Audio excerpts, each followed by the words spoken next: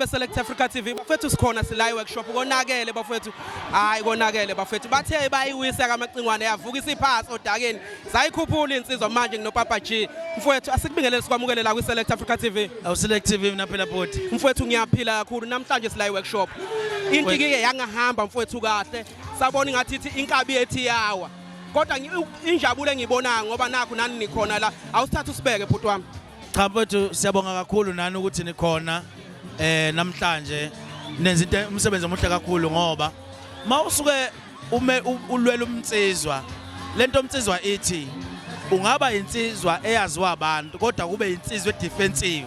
ngokwesinqumo sakho sokusithathile mfowethu ukufa kwento kaNgizwe bizobe sibulala thina sizwe sakaZulu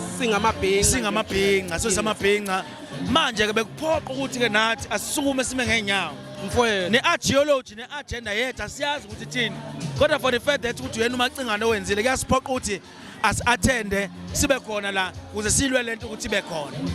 mfowethu into engibukayo la abantu bese bephela amande mabefika la ekseni babona ukuthi and na ku social media kwavele kwagcwala ngendlela eyisimangaliso ukuthi ayisaqhubeka into kaNgizwe ungathini kubantu njengamanje for the future ukuthi kwesisikhathi abantu abangasheshe belahla ithemba mfowethu asikho isitolo sakaNsizwa mfowethu and okwesibili kaNsizwa akusona isitokofela somjikelezo mfowethu kaNsizwa kudingeka inkani nokuphokophela mfowethu one thing engidiscover Ngizwe unenkani uyaphokopela nabo bonke abantu okuyibona abakwazile ukuthi bethi hayi uNgizwe kadedela umcimbi uqhubeke ngoba ukuqhubeka ungaqhubeka umcimbi kuzobe kufe yena igama lakhe njengopresident wamabhinqa so ingakho nathi silana sisupportile umcimbi uqhubeka abantu bangangoba abantu zobavezela nisazobona ukuthi hey isakhona inyama ogqokweni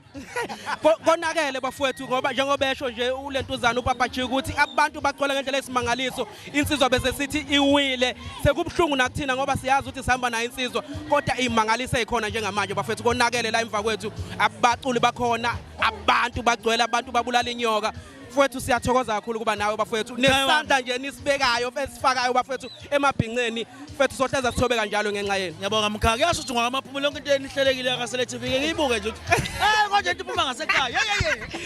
danke siyivale yakamacingwana bafowethu ayivaleki konakele nginokhumalo ke bafowethu la khumala asikubingelele futhi sikwamukele kwi-Select Africa TV ngibingelela ababukeli bonke be-Select Africa TV lo ulusanda wakhumalo Ibhova Elincane liyaziwa ke bafowethu mfowethu konakele namhlanje bebethi bayivala inkunzi siyanibona nifika ngenkani silo nathi sasofika ngenkana ngeke bekwazi ukuthi beluse umuntu wakithi kanje sofika nathi mfowethu usudlalileni noma usazosebenza mfowethu mfowethu uma ubheka isimo esenzekalile namhlanje la nina ningamaciko nibona kanjani ukuvaleleka kwenu bafowethu mfowethu ngibone mina ukuthi mfowethu izinto enje empilweni kumele nawe ayikho into ehlezi hamba kahle empilweni so kwesisikhathi kumele ubhekane nama challenges kodwa uma uzohamba ngepace yakho uzonqoba uhlezi uwina ngaso sonke isikhathi so kumele uhambe ngepace yakho nje kuphela mfowethu konakele kakhulu mfowethu uzodlala ingoma zakho abantu bayithanda kakhulu sihambe kanjani ingoma zakho ngoba phela ngiyakhumbula last time sinawe sasibabaza ingoma enkulu idlozi lotshwala uhambe kanjani uyibheka nje mfowethu indlela abangithazele ngayo abantu ngiyabonga kakhulu ngibonga nje